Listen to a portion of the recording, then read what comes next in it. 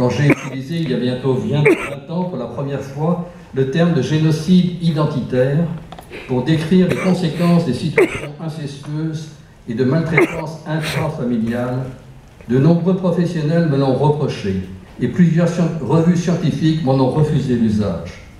C'est trop, il ne faut quand même pas exagérer. Ce « c'est trop » témoigne d'une réalité toujours aussi présente. Les enfants victimes de maltraitance dérangent, car ils nous rappellent que les interdits fondamentaux qui règlent notre société ont été transgressés.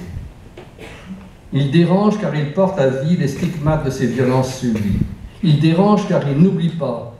Et je rappellerai juste ici qu'être résilient, ce n'est pas ne plus souffrir ni avoir oublié, mais avoir apprivoisé cette souffrance et cette mémoire traumatique. Il n'y a pas de prescription pour la souffrance traumatique de ces enfants et de toutes ces victimes aux vies fracassées par la violence d'abuseurs et d'agresseurs. Comment retrouver dignité après une agression sexuelle?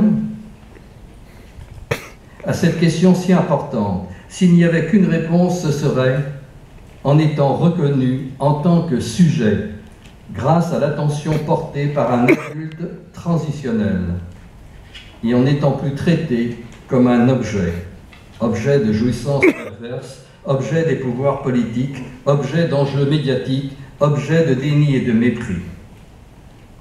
Sans cette reconnaissance, les victimes meurent deux fois. La première des violences indicibles subies, la seconde du silence qu'elles rencontrent. Cette reconnaissance est ce